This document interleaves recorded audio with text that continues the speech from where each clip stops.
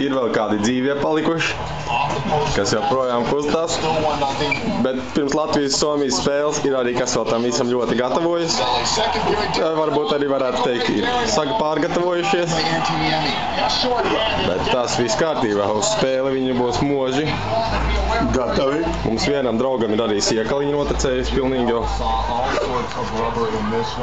Siekaliņa. Vai, cik mīļi. Mūsu fanu telts. Kur vēl pasaulē redzējis kaut ko tādu? Protams, mums ir Zejanka, Čumāks, ir arī galds uzklāts. Notiek prognozes spēle. Jā, šeit ar viens fans ir. Bet viņi visi gatavojas spēlēt.